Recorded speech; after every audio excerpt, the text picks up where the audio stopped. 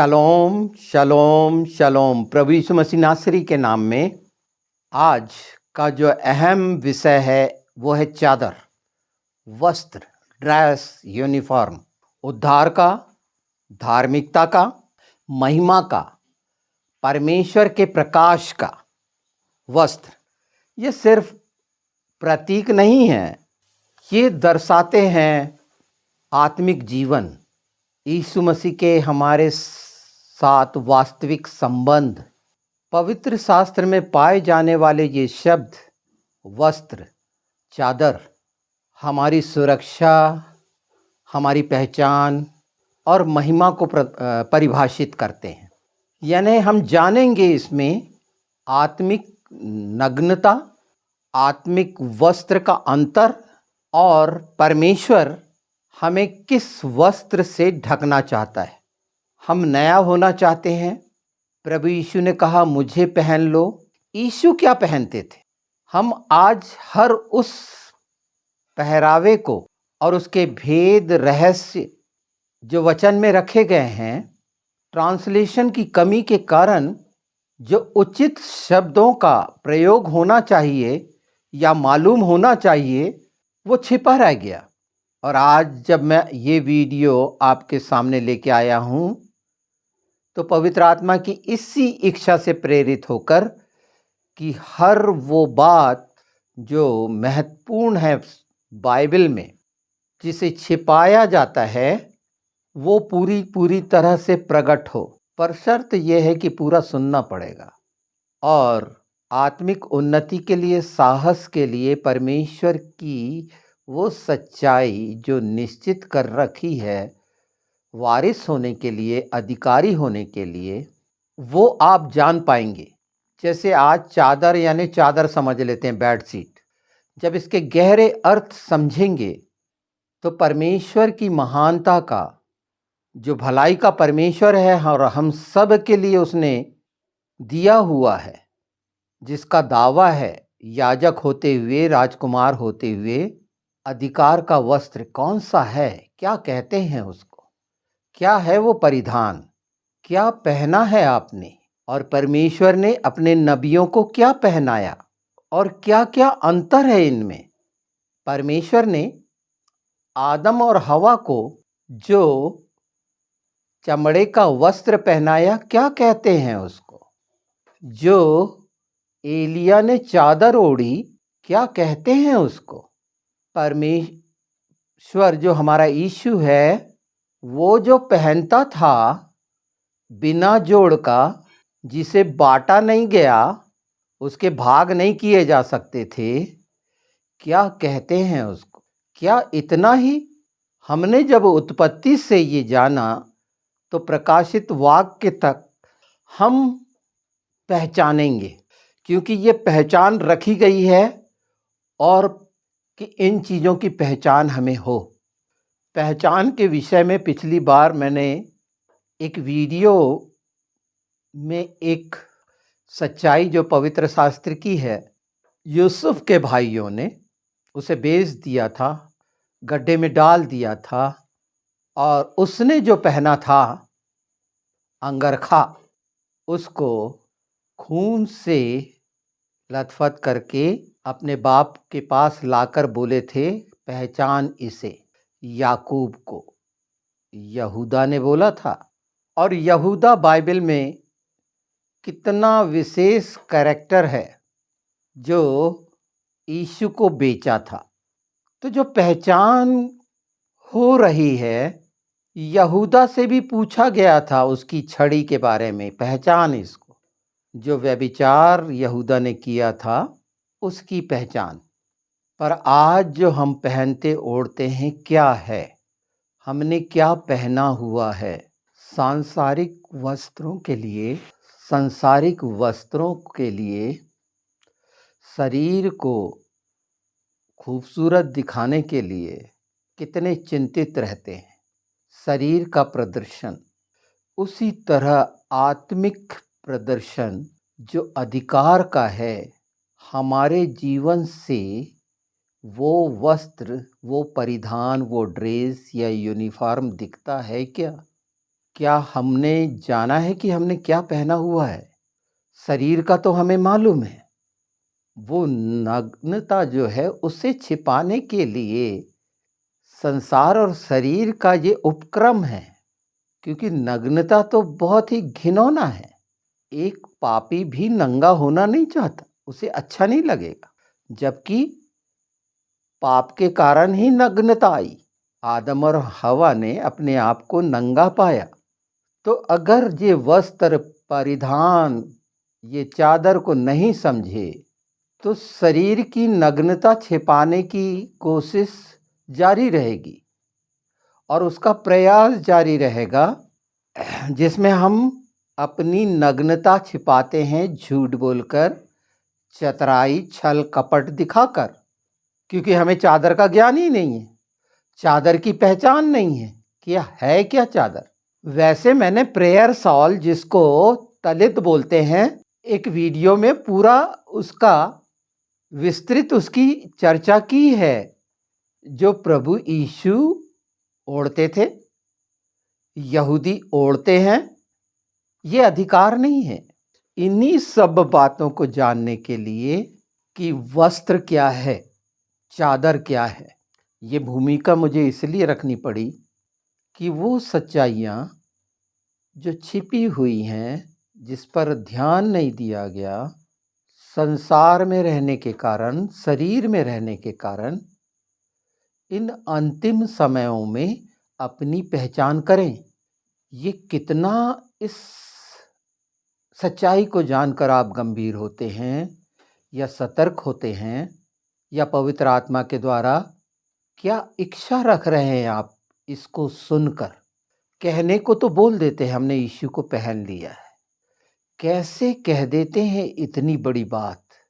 इस बात को कहने के लिए संकोच होता है या नहीं, या इसका दूसरा हिस्सा इस बात को कहते हुए गर्व महसूस करते हो या नहीं? मैं आपके सामने उसके पूरे पहलू सामने रख रहा हूँ कि विश्वासी कहलाने वाले क्या सचमुच इतने ईमानदार, आज्ञाकारी, वफादार परमेश्वर के भय में हैं, या कोई संकोच नहीं होता कि हमने यीशु को पहन लिया है। अगर आप एक सफ़ेद सूट पहनते हैं तो कोशिश करते हैं कि उस पर कोई दाग ना लगे, गंदी जगह पे बैठने की कोशिश नहीं करते। सफ़ेद रंग दिखाता है शुद्धता, पवित्रता को। वस्त्र में रखा गया है लेलिन, एक ऐसा वस्त्र जो ठंडक देता है। महायाजकों के लिए निर्देशित था कि वो पसीने को आने नहीं देता। और पसीना किस बात का प्रतीक है जानते हैं हम सब? श्राप का। परमेश्वर ने कितना खूबसूरत, ये कितनी खूबसूरती है व्यवस्था की, कि जो एपोद पहनता था महायाजक, वो सन के वस्त्र होते थे, लेलिन के होते थे, कि पवित्रता बनी रहे। यूहन्ना पूरा अध्याय प्रभु यीशु का एक परफेक्ट मनुष्य और परफेक्ट परमेश्वर दोनों को दिखाता है। और उसका प्रतीक रंग में अगर हम देखते हैं तो सफ़ेद है। जो 4 पर्दे, 4 गॉस्पल, पूरे एक मंदिर का चित्रण है ना, इसे जितनी अच्छी तरह समझ जाएंगे तो संसार के खूबसूरत वस्त्रों की इच्छा जैसे हमारी होती है, वो हमारी आत्मा के लिए होने लगेगी। इसीलिए प्रकाशित वाक्य में कहा गया है कि जो मलमल का जो वस्त्र दुल्हन धारण करेगी, कौन होंगे? वो जो यीशु के लहू से उस वस्त्र को धोए, उस क्लेश से निकल कर आए, महाक्लेश से निकल कर आए। हमारा आवरण मसीह के लहू में छिपा हुआ है।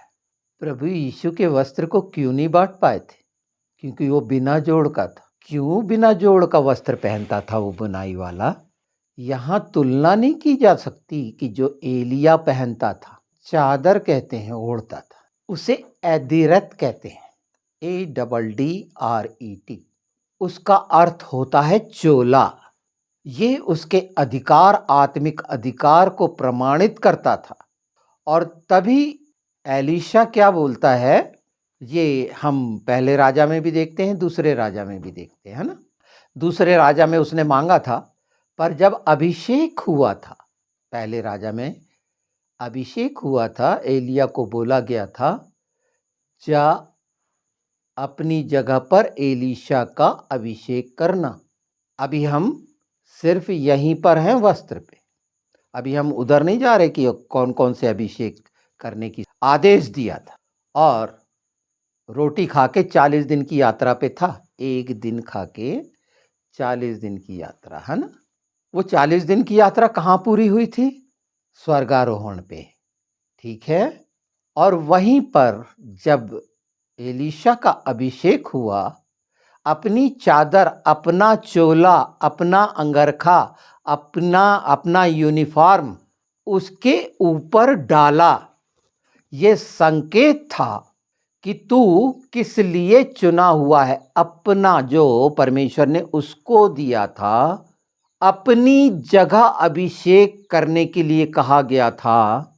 एलिया की आत्मा की जगह अभिषेक हो रहा था उसका, और उसने क्या कार्य कर रहा था, उसके बाद उसके पीछे हो लिया। ये अभिषेक की पहचान थी, अधिकार नहीं मिला था, मिलने के लिए ठहराया गया था। तो कौन सा कार्य करा था एलीशा ने? जो नांगर चलाता था 12 बैलों के साथ, खुद भी जुत के, उसकी लकड़ी से बैलों का बलिदान देके परमेश्वर के लिए बलिदान चढ़ाया था। क्या अर्थ है? हल की लकड़ी को, हल मतलब जो नांगर जिससे जोतते हैं खेत, जमीन को, बाइबल में बहुत लिखा हुआ है कि वो क्या करता है, जब जोतते हैं तो वो ढेले फूटते हैं। यीशु के शरीर पर रेधारियां का जिक्र है कि जो कोड़े पड़े थे वो रेधारियां बना दी गई थी बाइबल में। ये साधारण शब्द नहीं है। ये कहानी हमेशा सुनते हैं, पर आज उसकी गहराई जानिए। और इसलिए जानना जरूरी है कि आप मसीह में क्या हैं, क्या पहन रहे हैं, और आपको क्या पहनना है। पवित्र आत्मा को अपने जीवन में जगह देने वाले, कितनी गंभीर बात है। परमेश्वर की आत्मा को पुकार कर अपने जीवन में जगह देने वाले, अपने ओठों से ये बात कहने वाले, कितने चैतन्य हैं आप। अभी सिर्फ चोला समझा है। अच्छा, वस्त्र कौन से पहनता था एलिया? वो ऊंट के बाल के वस्त्र, है ना, वो बकरियों के। और वही वस्त्र कौन पहना था? यूहन्ना बपतिस्मा देने वाला। अब ये 3 हिस्सों को भी जानिए, एलिया, एलीशा और यूहन्ना बपतिस्मा देने वाला। यीशु ने कहा है वो आ चुका है। एलिया की आत्मा में आना, एक अधिकार के साथ आना, वो यूहन्ना बपतिस्मा देने वाले ने दिखा दिया। एक महायाजकी अधिकार जो लेवी के खानदान से था, और वो वस्त्र और वो चमड़े का बेल्ट, पट्टा जो एलिया का था वो धारण किया था। इसीलिए तो बोलते थे ये वस्त्र था। ये वस्त्र से पहचाना जा रहा है, एलिया के वस्त्र से यूहन्ना बपतिस्मा देने वाला। एलिया की चादर उसे नहीं मिली थी, वो चोला नहीं मिला था, वो परिधान नहीं मिला था। अधिकार का, अपने अधिकार का वस्त्र, वो चादर जिसे सब चादर चादर कहते हैं, और चादर को नहीं समझने वाले नाना प्रकार की चादरें चढ़ाना और उतारना सीखे हुए हैं। आज उस चादर का गहरा भेद जानिए। तो जब आप ये सुन रहे हैं, तो यूसुफ ने जो अंगरखा पहना था रंग बिरंगा वाला, जिसको मेमने के लहू में डुबो के लाया गया था और बताया गया था भेड़ियों ने खा लिए, ये पूरा आज आप जान और समझ लीजिए। और फिर जो हम यीशु में अधिकारी और वारिस हैं, तो हमारे लिए क्या रखा है वो जो यीशु का पहनना बोलते हैं। कौन सा वस्त्र है? आपकी आत्मा पवित्र आत्मा के साथ क्या गवाही देती है कि आपने क्या पहना हुआ है? आप बोलते हैं ना कि मैंने सृष्टि हो गया, नया जन्म हो गया, इसके लिए थोड़ा सा वक्त तो निकालिए, इसी गंभीरता से और बात करें हम। ये जितना मैं बोल रहा हूँ उससे कहीं ज़्यादा गंभीर है। पर जब आप मुझसे बातचीत करेंगे, उन अनछुए बिंदुओं को जो एक एपिसोड में मैं पूरा नहीं कर सकता, इसके जितना अभी तक पवित्र आत्मा ने कहलाए हैं, इसमें हजारों प्रश्न आ जाने चाहिए और बाइबली से जवाब आपको मिलेगा पवित्र आत्मा के द्वारा। और इसीलिए हम सबको समझ खोलने की आवश्यकता है, खोल दी गई है। पर अगर शरीर में है तो वो बुद्धि और ज्ञान के भरोसे, जैसे यीशु के साथ उसके चेले थे, और उन सच्चाइयों को जैसे आज आप जानना चाह रहे हैं, समझ रहे हैं, सुन रहे हैं। चेले नहीं जानते थे, इसलिए यीशु ने फूंका और कहा पवित्र आत्मा लो। तो मैंने फूंकना भी बताया है। इसके अर्थ हिब्रू में छिपे हुए हैं, जिससे लोग दूर भागते हैं। क्यों दूर भागते हैं? बिल्कुल भागिए। पर पवित्र आत्मा के द्वारा प्रकाशन चादर का आपको मिल रहा है, अब तो समझ जाएं कि वो बिछानी ओढ़ने वाली चादर नहीं थी, एक स्पेशल बनी हुई उत्कृष्ट परिधान। इसे इन परिधानों का कोई किसी से मुकाबला कर सकता है? तो वही चादर जब दोबारा गिरी, वही परिधान जब एलीशा के ऊपर गिरा, तो उसने भी पहचान करा उसकी। और वो देखते हैं कि अगर तो मेरा स्वर्गारोहण तेरी दृष्टि में रहे तो ये चादर तुझ पे गिरेगी और वो तू दुगना पाएगा। और आपको बताऊं, उसने दुगना पाया था, ये भी पता नहीं होगा। दुगना क्या क्या पाया था वो बताऊंगा मैं आप, कि आत्मा का दुगना पाना, उसमें तो ये मान के चलिए कि एलिया ने 8 आश्चर्य कर्म करे थे, पर एलीशा ने 16। क्या बोलेंगे? हाँ, ये ज्ञान बढ़ गया।